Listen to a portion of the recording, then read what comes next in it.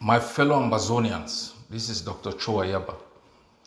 Today is the 28th of August 2024, and this is my daily briefing. I have a couple of things to address which are very important. Number one is the state of our resistance, and I think, as you can see, with the daring action in Boya, in Bui, in Mezam, our forces have been challenging the occupier in ways that we can only appreciate. And so we thank them for this steadfastness. And as we move into the dry season, we will be entering a season of resistance. And I ask each and every one of you who believes in our freedom, the freedom of our prisoners, the return of our refugees, to step up their commitment to these brazen warriors who have refused to blink. The second issue I'd like to talk about is the continuous effort by once president and now member of the surrender team, Chris Ano. The other day he went out talking about a referendum. My people, I know this is a sensitive topic, and sometimes we may come across as, warmongering, that we do not want to tolerate alternative ideas. Sometimes it is always very important to understand the motivation of people and also to look at history. It is the absence of these two considerations that took us from an independent country into an enslaved people. Shortcuts are appealing. Even the Bible says it. The road to hell is broad, void of obstacles. After more than 130 years under occupation, at this stage, we should take every overture with caution. We should refuse to embrace the python simply because it doesn't wag its tongue. I had addressed this issue of a referendum. Why would a man who calls himself the president of Ambazonia suddenly from nowhere goes on the air with a couple of white people telling you they have gotten a lobbyist, flew a flag over an illusionary embassy in Washington, comes after a few months, never gives you any briefing on what has happened with those lobbyists, and then he goes on another tangent on the issue of a referendum. Referenda are organized by occupying states. I have said this many times.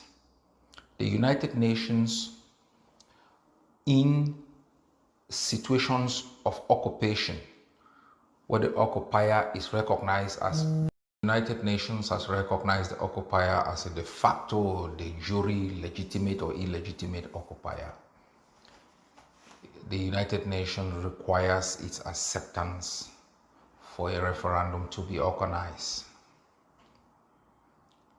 We recognize in Spain, I think in the Catalonia area, they organized a referendum for independence. Okay? These examples are important. They got a very big majority for independence. But because Spain is seen as the de jure or legitimate authority over this area, the referendum was seen as an attack on Spain's sovereignty by the Spanish government.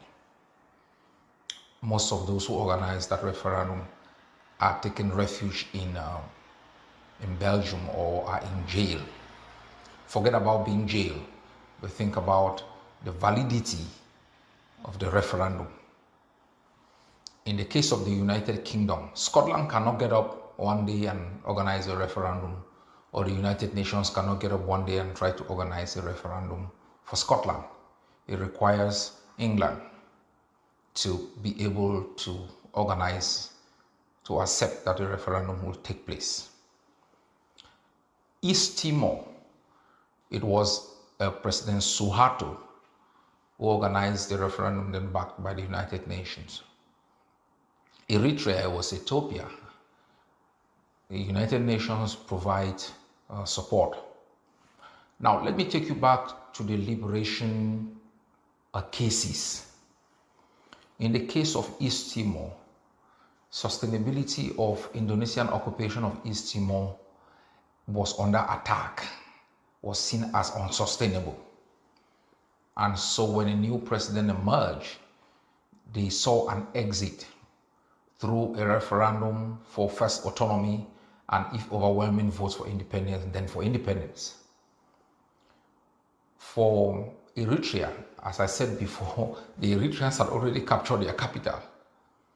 The referendum served two purposes: legitimate reintegration into the international system and a non-total collapse exit of Ethiopia. South Sudan was the same, so we can go on and on. So these are the facts of history that we must always take into consideration. The second issue to consider for an occupied people who are already in armed resistance is, at what stage would you call for a referendum without making yourself looking stupid, or without presenting yourself to your people and to the occupier as having been defeated? At what stage would you do that? That is why all those who want to talk about it usually do so at the position of strength. When they tell the occupier, hey, listen, we will collapse your system, or you can find an exit and get a referendum. And when the occupier judges keenly that there are only two alternatives: exit by collapse and surrender, or exit with a good face through a referendum, they usually bow for a referendum. The third is, what motivates these people? What motivates them talking about a referendum? Is it for Amazonia? So if you bring in all of these factors that I have explained, if any of them held through, then you would say, yes, maybe they've considered that we are in a position of ultimate strength, or they've considered that Cameroon is inching towards that and then they push it. None of these factors exist. So what is their motivation? Number one is to remain relevant. They have lost all the arguments. These guys cannot raise $2,000. So it's impossible to even pay a TV station. It's impossible to survive. It is impossible to deal with any defense on the ground. So in their struggle to remain relevant, they create a distraction to manipulate our people, to deceive our people, to take their eyes off the ball against an occupier that has made it absolutely clear that violence is its only path towards reconquering Amazonia. They are aware that those running Yaoundé have made it absolutely clear that their strategy is decapitation. Take out all the first tier top generals, move to the second tier, and then undermine the resistance. And then use blackmail internationally to pressure governments to undermine the leadership. That is the strategy of the occupier. So you are not dealing with a system that has shown any signs that you could say, oh, this is a sign, let's capitalize on. Third, this is a system that has never organized any free and fair election, even for a chieftaincy. So how do you, in a position of weakness like these people are, contemplate that such a system, even if out of nowhere, will offer a referendum as an exit strategy? It will guarantee, that it is going to be free and fair. At least at a time when they have no choice than to exit through a referendum, they will have to make it to be free and fair because it's an exit strategy. It's not a consideration for reoccupation. Most referenda for independence is on the basis that there is a sizable majority. Even in democracies, where it has been lost, like in Scotland, the sentiment, the Scots themselves don't simply push for a referendum without internal polling that gives them the barometer to say, well, a sizable majority of Scots want to bail out. Maybe during the campaign, the politics of the United Kingdom far beats that of nationalism. So these are facts. This team surrender, if you look at them, Akwanga, Chris Anu Fontaine, there is something that they are scared of, and we know it. All this tongue wagging on social media, our people, these people will betray Ambazonia at the first sign of it. Because these are people who betray individuals. These are people who call for the killing of soldiers. These are people that will betray their own comrades. And what is Ambazonia for them? They will betray it at the least opportunity. And so, my people, it is not the desire for continuous resistance that makes us, to be against some of these experiments. It's that the facts of history and the facts of the state we are against does not lend credence to any of these superstition. Now, it is critical for us to know what motivates these people. Because these are people who call themselves, they were also commander-in-chiefs. They wore military fatigues running around. They have all abandoned those titles because they are trying to satisfy a certain section of the international community for their own security and freedom. For them now, it's about their survival. Ambazonia is simply a platform. Ambazonia is a platform. They may be more concerned with some of the issues because it gives them relevance, it gives them access to money which they can steal for their own personal survival. Ambazonia is not a consideration. It is too difficult for them. But what they do not understand is this is a collective fight. I may be weak sometimes, and I get up one morning and I'm like, mountain lion has taken. Oh, Jesus, say, thank God, Father. Thank you. Thank you for inspiring these men to keep us hoping. Thank you for giving them the ability to be able to stand against this occupier, to keep our prisoners hopeful. Ambazonians in their majority on a daily basis, when our forces move on the offensive, they walk on the street with their heads up. They look at the occupier smiling in their heart and say, they showed you people today. And so we must persevere. We must sacrifice. We must not be a people who, through time and space, we give up our gains for an illusion. We give up what we have gotten because of a promise by a barbarian that has never kept to its word.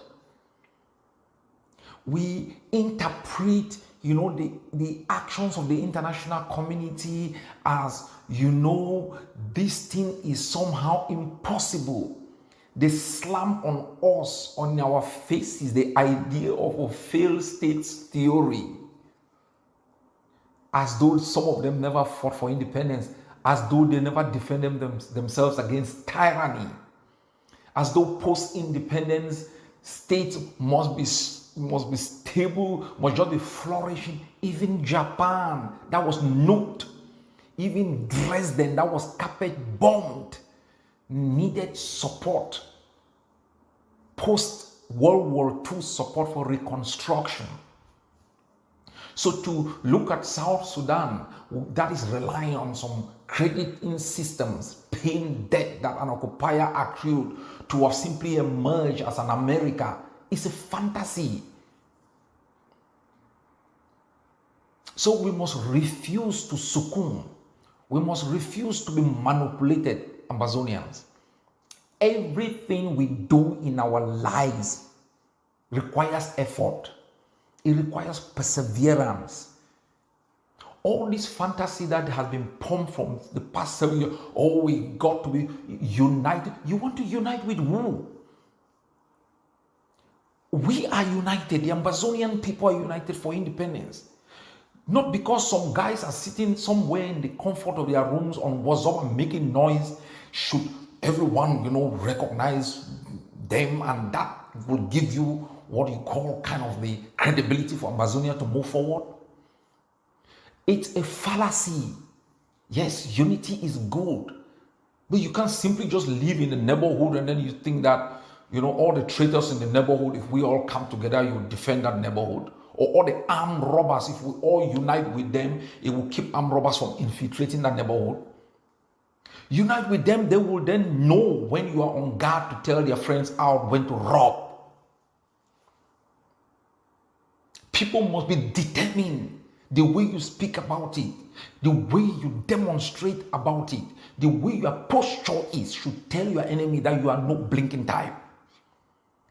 We should not be running around like people who don't own this land.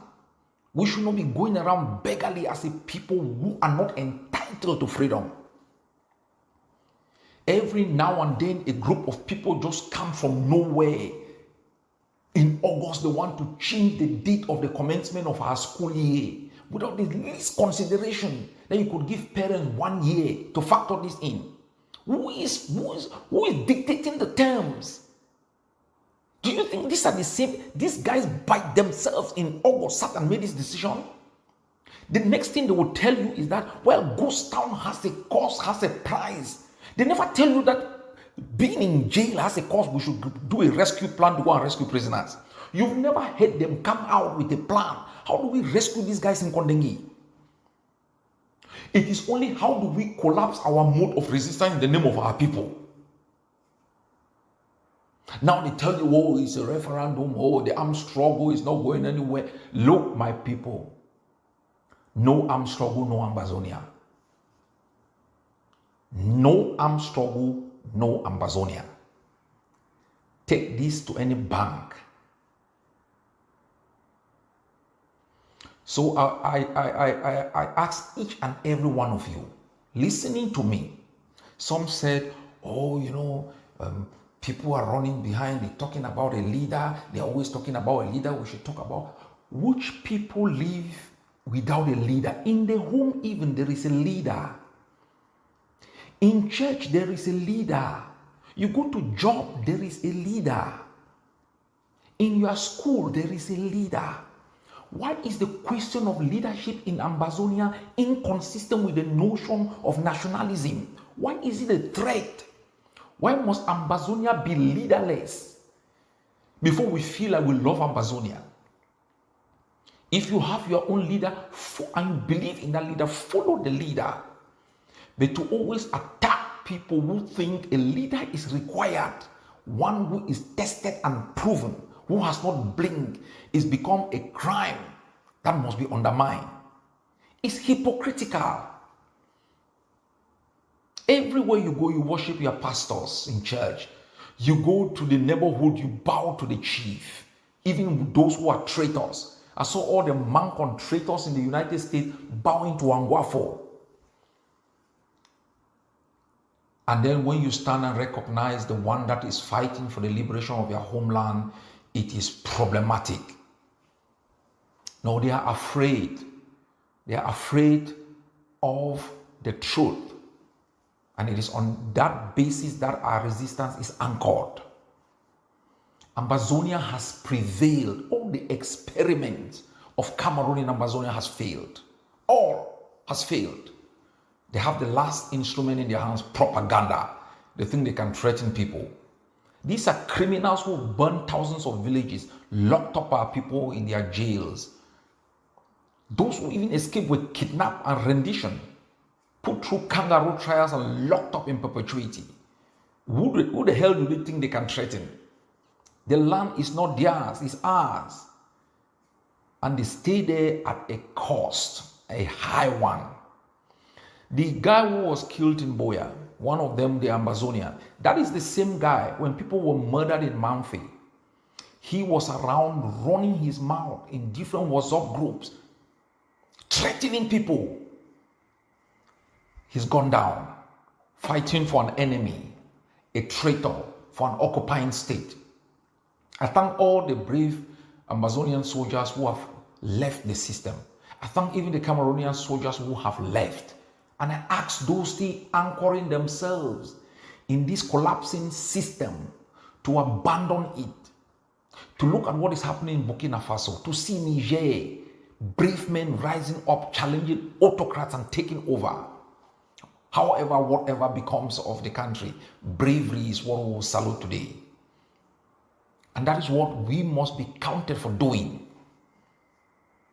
Look at Ambazonia across the world.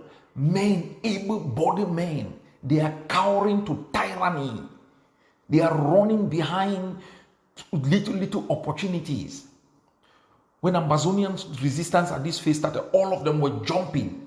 As they got small jobs, some got married. It's become too risky, too difficult. They start speaking with one tongue on the right. No, struggle is sacrifice. Be ready to die, go to jail. Without that consideration, we will never be free. For all countries that have been freed and those that are still fighting, there is a price they have paid. Amazonia will not be different.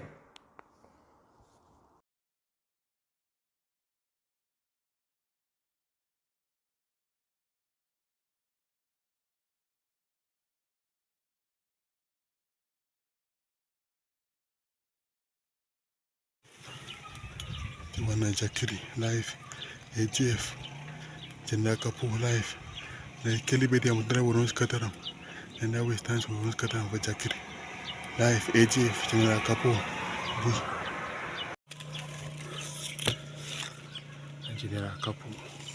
Jenda Kapu, AGF, Bush live, the Kelibedi Amudra Wonos Kataram, and I will not stand for 1B for them, Jakiri live, AGF. And that, we shake them in the morning, we shake them, yeah, we shake them. And then I found Felix Akumo Batibu, today na 28th of August 2024. What will bring me for year? I say, I be the collaborate with the Joe Batibu for facilitate the work. I be the do and so fee say, he get security will protect me. But I don't see say even yesterday they can't take me so. That's the thing, you know, be the so Ambazonian security is strong, past that they are on. So I want to advise anybody for inside Ambazonian land, say if you really do and so just cease from that act, just cease. Because if they want to take you, they will take you. You know for height. Because na their land, they know stuff for pass. Then so, I beg on the population for the Ambazonian. May they see into me, forgive me, give me a last chance. So if the kind of thing happen with me again, then I will hold myself responsible.